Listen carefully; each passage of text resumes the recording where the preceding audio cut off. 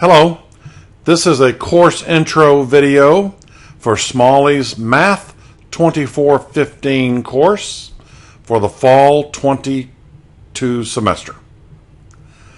Now, to get to D2L, where everything's happening in this course, you can go via My Lone Star. You can also get there to this via this site, d2lllonestar.edu. Which might be useful if there were a situation where something was not working right with My Lone Star. You still might be able to access D2L by going this route if you didn't need anything in My Lone Star.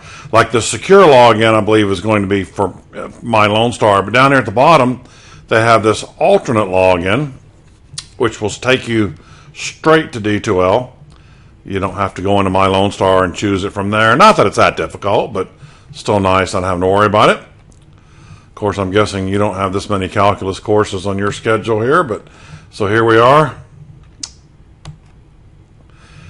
Math 2415. And I'll probably maybe toggle back and forth between instructor and student view just so you can kind of look at that way I can also look at it from your point of view. Now, the important thing in this course, as far as these items up here in this top row, are content, grades, and course activities, specifically quizzes. Nothing else in there we need, just quizzes. Those are the three important things. Nothing else is critical. All right, so let's start. Grades are just going to be where your grades are stored. That's all. It's nothing. That's just a place for you to view. Have everything will automatically get posted to the grade book. So let's start with content, and I'll go over here. Table of contents, this syllabus, textbook, other items. All right.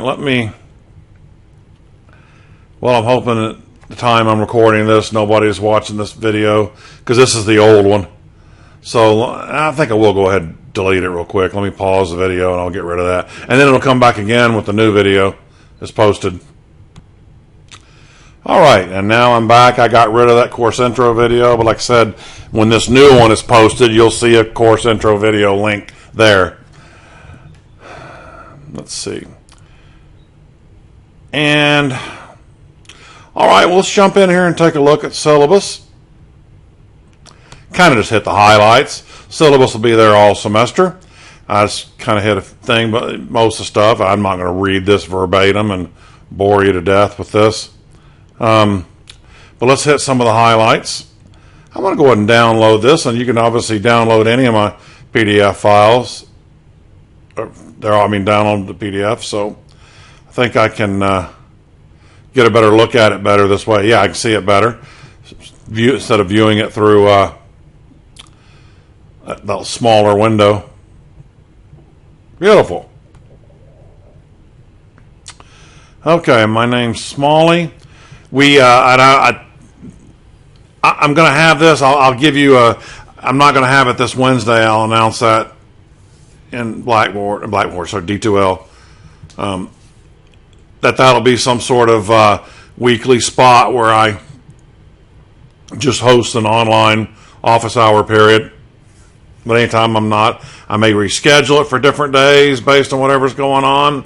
And then also, but even if I don't, if you needed something individually, I can set that up with you at a different date and time. But they want us to, keep an hour per online class at some slot. I may realize that may not be convenient for everyone, but I figured it was better than the daytime.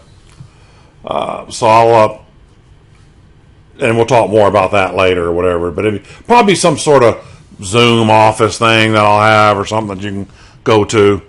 But anyway, all right, let's see what else we got going on here. Okay, I'm not going to read all that. I'm not going to read all this.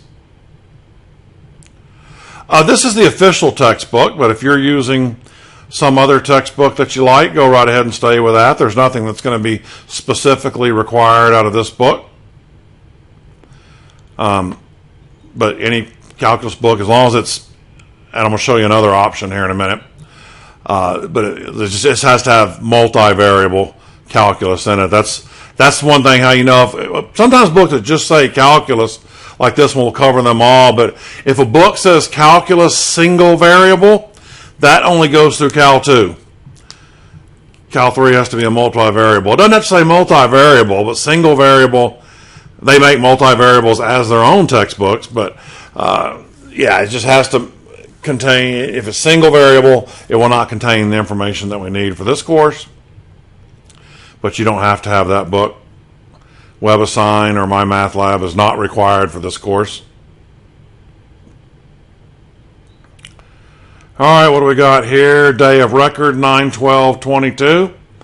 You need to log in at least once. Hopefully you would have logged in more times than that in D2L. That's how we measure versus attending a face-to-face class. We measured if you're technically participating in the class. Have you at least logged in? Anyone that hasn't logged in or contacted me. Well, actually, if you contact me, it's no trouble. Actually, go log in the course, whatever, even if you're running behind on the assignment, whatever. But, yeah, you run the risk of being dropped from the course because it looks like non-participation at that point.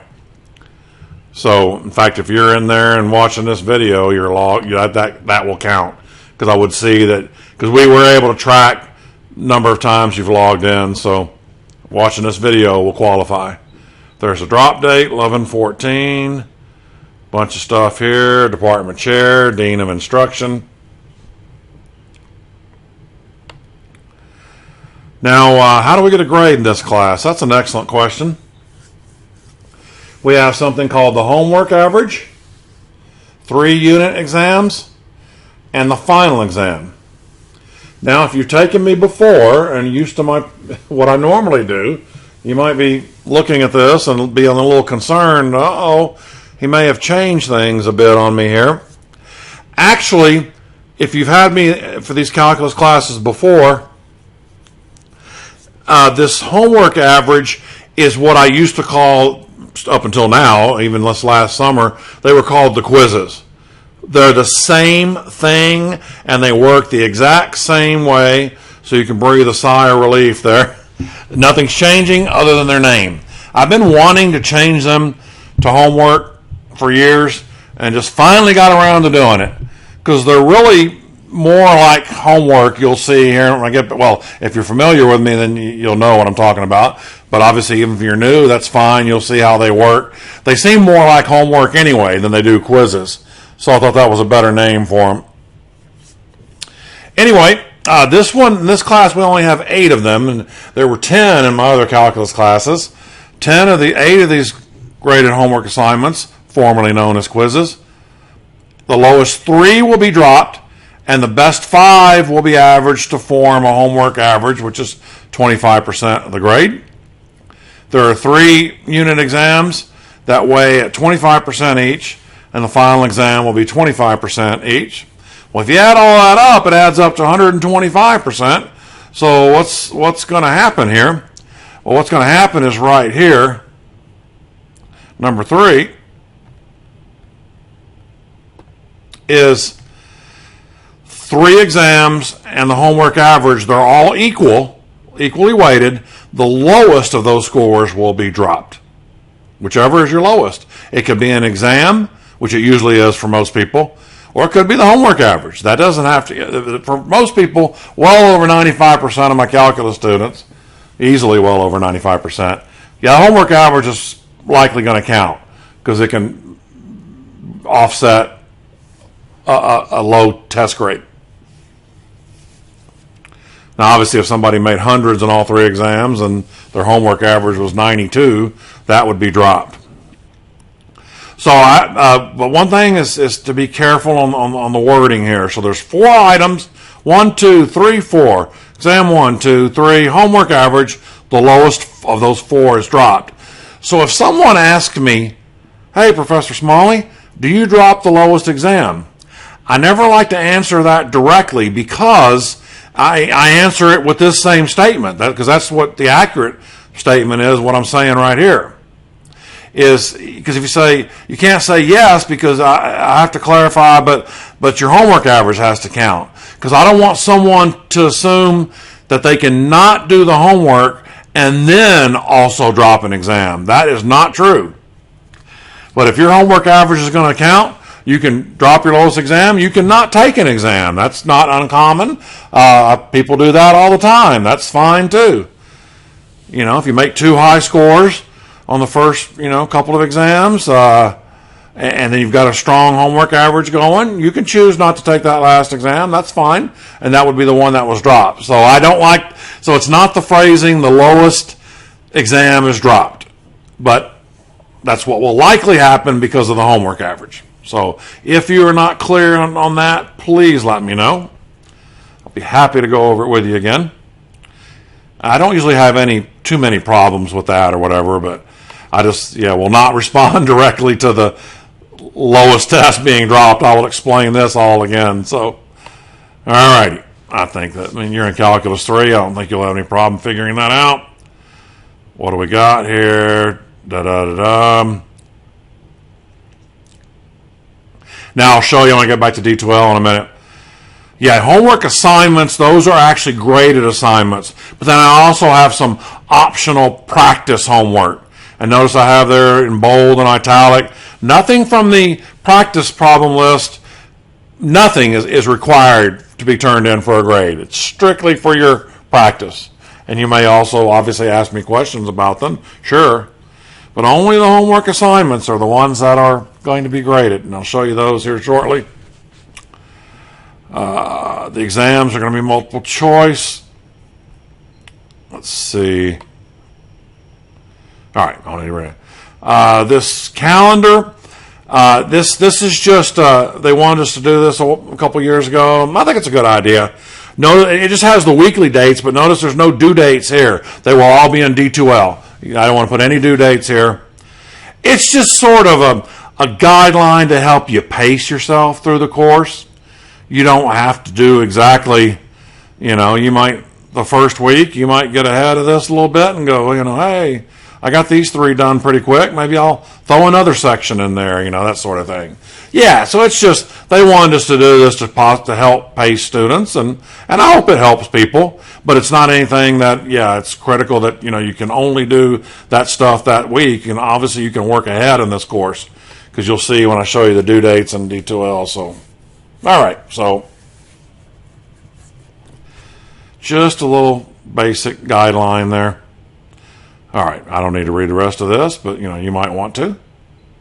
Just kind of generic stuff here about our wonderful Lone Star College University Park. So I believe that'll take care of our syllabus. All right, and let's go back. I'm going to do something a little bit different here than I just did in my Cal 2 video. Now I'm going to go through this syllabus textbook and other items. I want to go down here to make this easier if I do this last thing, show you this last part first, right here at the very bottom.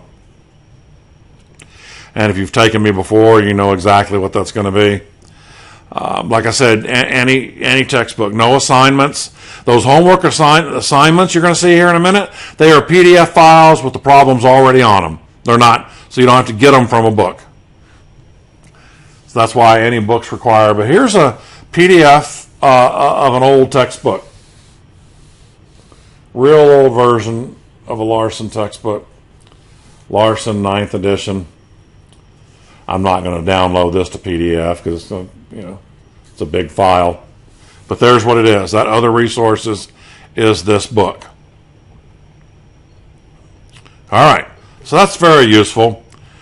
So now when I go back to this, and my everything and my stuff is based on the sections from that book. Like I said, you can study from another book, but you just have to probably, if this is section 14.2 and that book he's using, it's chapter 15 in my book, point to whatever. Yeah, it might, you just have to look at the title of the section and work from there.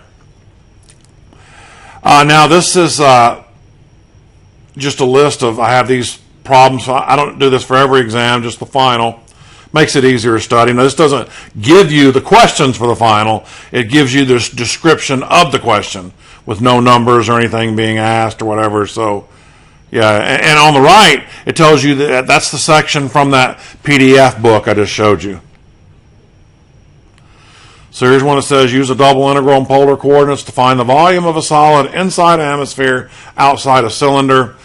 So that's telling you the type of problem, so that means you'll want to know how to do that, but you see there are no numbers or nothing there where you can figure out an answer in advance. But I like to make it a little easier for you to study. Doesn't mean questions are necessarily easy, but you know what to study because the final is cumulative, so it's got everything on there. So at least now that narrows down, okay, these are going to be the questions he asked. So this is 25 on here, and there are 14. Oh, that's that other file I did is ready. Huh. Okay, let me get back out of this. Okay, there I was. I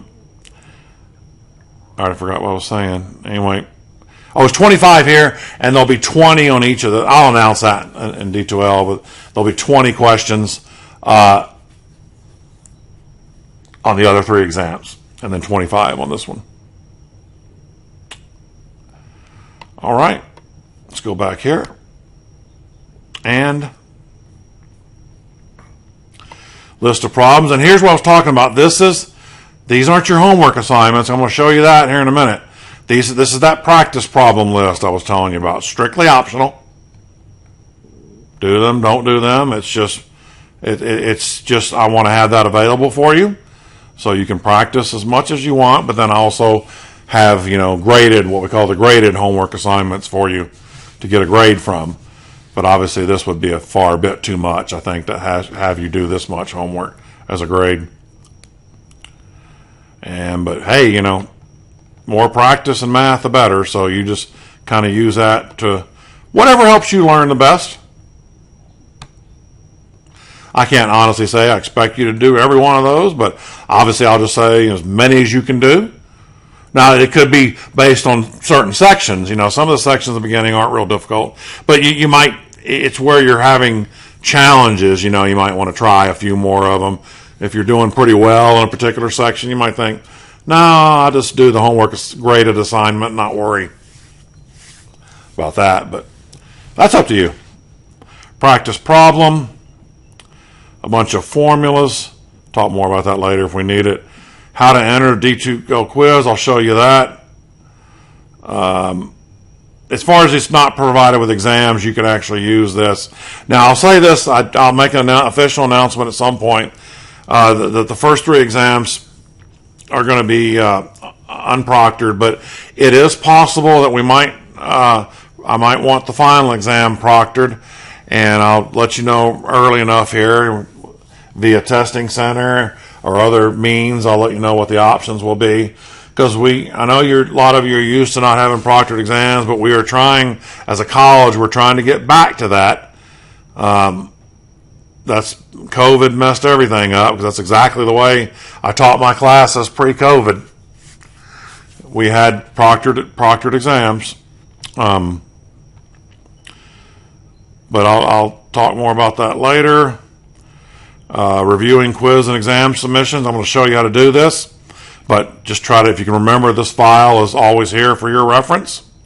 Here's a bunch of other stuff. CalcChat is a website that you can, for this Larson book that I showed you in that other resources link, that for those odd problems, you can go to that website, pick the 9th edition, pick whatever section, whatever problem, and it shows you some steps versus just giving you the answer like a textbook would in the back, just show you the answer, show steps. However, I've helped students before with just because it shows you, it still may leave out some key stuff. Hey, I don't see what they did from here to here. Sometimes in Cal 2 especially, they do some tricky stuff.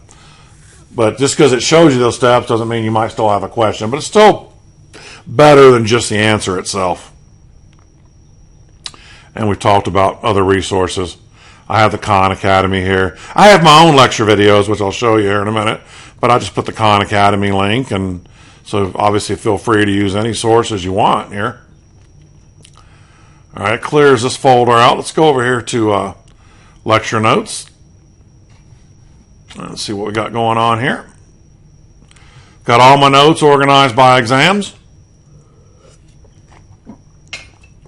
We have exam 1, exam 2, exam 3, and then we have 7 sections that are not on a regular exam, but are covered on the final. Now that list of problems thing I showed you for the final, that'll show you which ones are coming from that chapter. That's chapter 15, I believe, in that book. So that's why this is its own separate category, because it doesn't belong to any particular exam.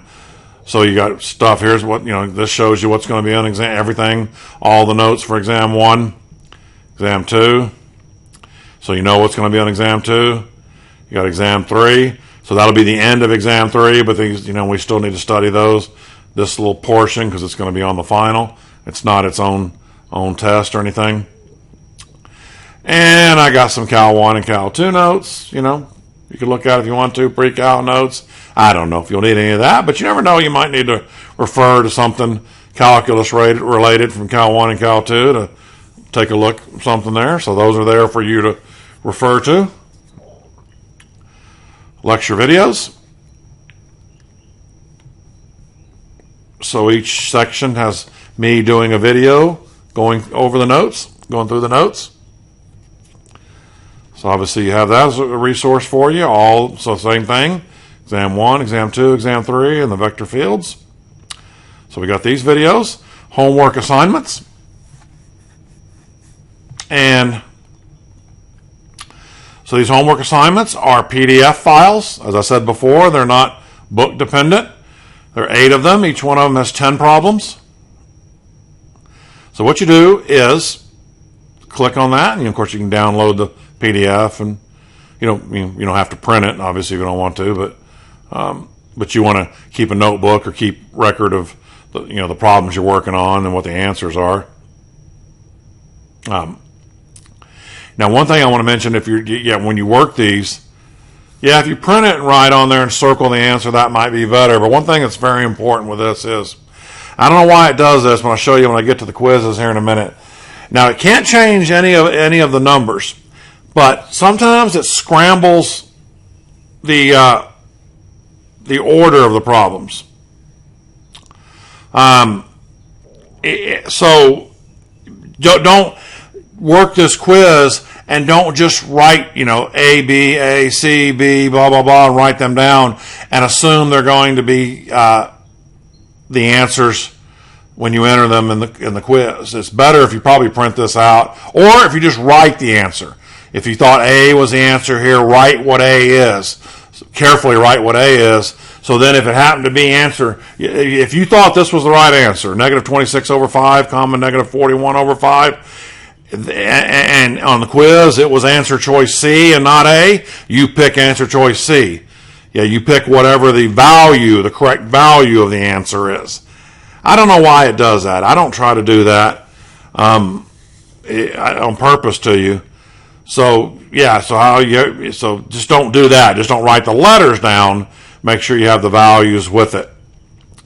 So what you do now, this is unlike if you've worked with My Math Lab or something like that before. This is not. You can't go, which I'm going to show you how to get to that here in a minute. You can't go to the electronic homework assignment thing and submit your answers a few at a time. You have to submit them all at once. My Math Lab, you can submit a few at a time.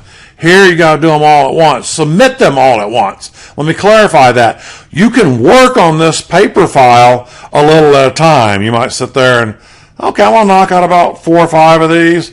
Come back tomorrow, knock out the rest of them. Yeah, you can do that. It's just when you enter your answers, they must be entered all at once. Okay, that's the key. You can work on the questions. So they're like homework.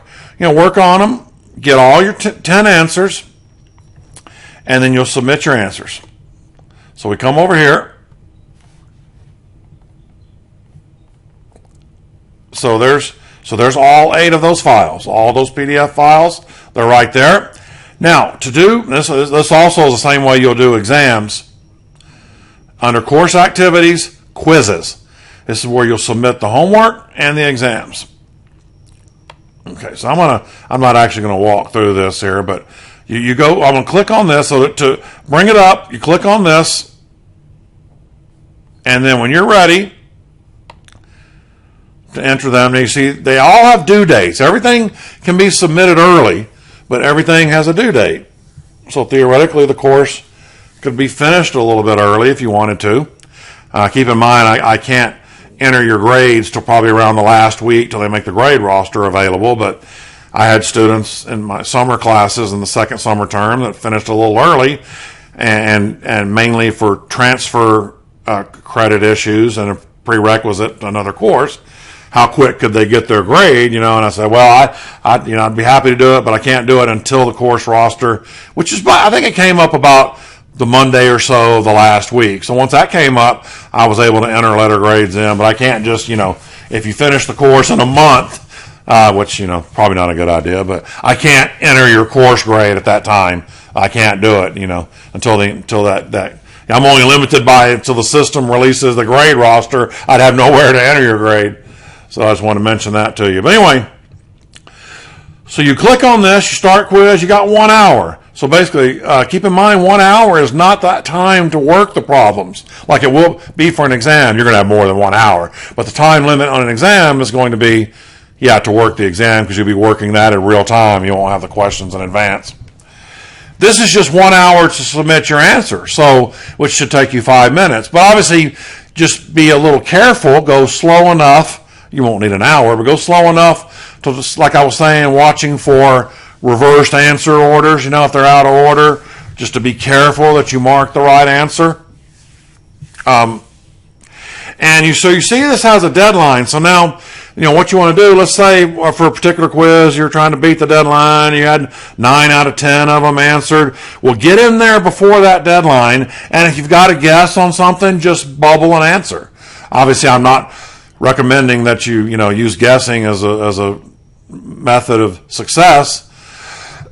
But start the quiz before the deadline, and then I'll just take a shot and bubble that answer, and don't wait. I don't have them all done yet, so I can't open the quiz up. No, you got to open them up by that deadline. And like I said, even just if you have to guess on 1 or 2 or whatever, I'm not judging. Maybe you were behind due to other work and classes, and I got like 7 of these done. I'll submit these 7, and maybe I'll get lucky on the other 3. Just get them entered. So you'll click Start Quiz. I'm not going to do that right. Start Quiz. It's real easy. Go through Bubble. Just be careful when you're bubbling. Make sure the bubble registers, and it'll show you at the end how many 10 of 10, or if you missed one or something. Sometimes you might click on a bubble and you didn't really hit the bubble for the answer. It should tell you, I think it'll give you a warning that you didn't answer all of them or something, but just in case it doesn't, just make sure it shows you've answered 10 out of 10, and then you'll hit Submit, and it'll tell you your grade. And it'll put the grade in the grade book. Now, all right, let's back up here. Quiz list. To view your quiz. Now, in that folder, I'm going to tell you how to do this real quick, but you can refer to it. A lot of people forget that. They'll ask me somewhere during the semester, either they forgot it in the video, but that file is there, how to review quizzes and exam submissions. Once you know how to do it, it's easy, but it's not intuitively obvious at first. Now, one thing let me mention, that the quizzes are designed to be viewable 1 hour after the deadline. So if you submit your quiz on September 9th, and you make a 90 on it, the grade book will show you have a grade. You will not be able to check it till any time. Was it September 11th, not 11:59 p.m.? Basically, September 12th, starting 1 a.m. through the rest of the term. You'd be able to look at it. So you'll just have to wait a couple days. Just be patient and keep moving forward. You'll be able to check all of them, obviously, before you take an exam. Somebody will probably ask me about that, too. But so, you can't view them until then, even if you submit them early. But you'll know your grade. Now, to view, you might think you go back and click on the blue thing again. You click on the blue title, that's to actually enter your answers. And same thing for an exam, too. What you do here is, when of course, like I said, if you do this before the proper time to view, this won't work either. But assuming it's Anytime September 12th at 1 a.m. or later, you click on this drop-down arrow, and right there you click on submissions. It'll say something like view submission or view report. It'll be easy. It'll be obvious to what it is. You click on that, and then it just shows you your question, your answer, and then what the correct answer is if you missed it. So yeah, I would have probably looked at this if I was a student. I would have thought, okay, I've taken the quiz. I probably would have clicked right on the blue thing again, thinking, okay, now let me look at it. So that could have been frustrating, but no, you click on the drop-down arrow. Now the exams, I got to remember, if I forget to open them up for you, just please remind me. I did that in the summer. I forgot a couple times, and I know one student told me I just assumed you weren't going to let us look at them. Well, for the first three I do, maybe not the final, but anyway, I don't release that one automatically. I release it manually just in case there's some sort of glitch or technical problem or something like that. Then I release it, so it's not automatically 1 hour, but it'll be the same process. So the only difference is you're not holding a PDF file with all your answers worked out, like you would be for the homework assignment. You've got your answers done. Here, you just click on it and you work problems like you normally would taking a test. Yeah, you can write them, scratch paper, and do whatever you need. And the same thing, so whenever I do release it, this little symbol right here means it's got a password, and I'll provide the passwords for you, for these three at least anyway. If we proctor the final, only the proctoring services will be given the password. So you do the same thing here. When this one's done, you'll do this submission, view submission, same process as viewing the homework assignments. So everything is here and everything has due dates.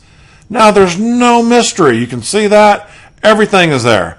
So in other words, nothing was on that little printed calendar I showed you in the syllabus, and I didn't want anything to be there. I just wanted that. That's just more of that course outline. This is the official deadline for everything here.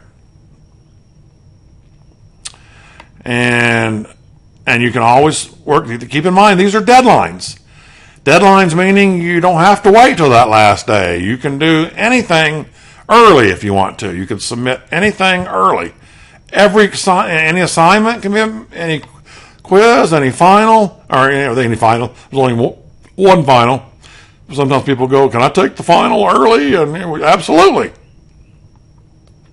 That answer will be yes to anything you ask me. Can I do it early? The answer is yes.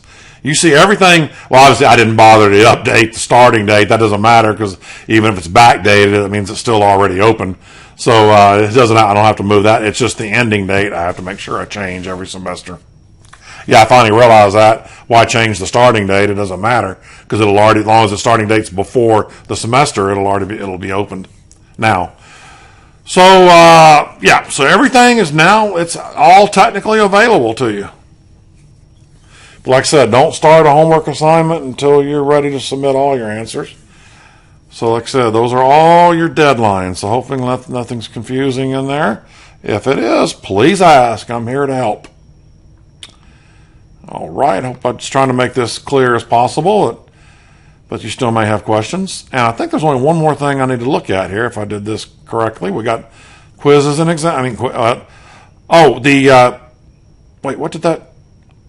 Oh yeah, it's called quizzes underneath here still, but let me see if these have titles on them or not. My Cal 2 class. All right, so okay, yeah. Just I may not change these yet this semester. Just ignore anything up here that says quiz. Just that's no. You click on homework assignment 1. You don't care what the title is. It tells you what sections it is. Yeah. That's because I've renamed, like I said earlier, I've renamed them from quizzes to homework assignments. So don't let that bother you. If it's under this blue heading, that is the correct file that you're working on, no matter what the title of that PDF page says. Okay, so hopefully no confusion there. Last thing we have is exam reviews and solutions. Okay. I've got exam reviews. And so each, now these things, always my reviews, especially if you've taken me before, you'll know they're always way longer than because I won't tell you, I told you, and I'll put it in writing, but that the tests are 20 questions, 20 questions, 20, and 25. So it doesn't matter if there's 70 problems on here. The test will not be that long. But I'm not the first instructor that's ever thought of the idea of, for practice purposes, having more questions on there to practice is always better. But like I said, this is not for a grade. You do whatever you want to do here on this. But so it's better to put more on there because it kind of covers more stuff. And here, I think it has a key at the end of the file, but this is good for, you want to see, some of these are pretty, you'll see at the beginning of this course. This course starts out pretty easy, which is good. I don't have a problem with that.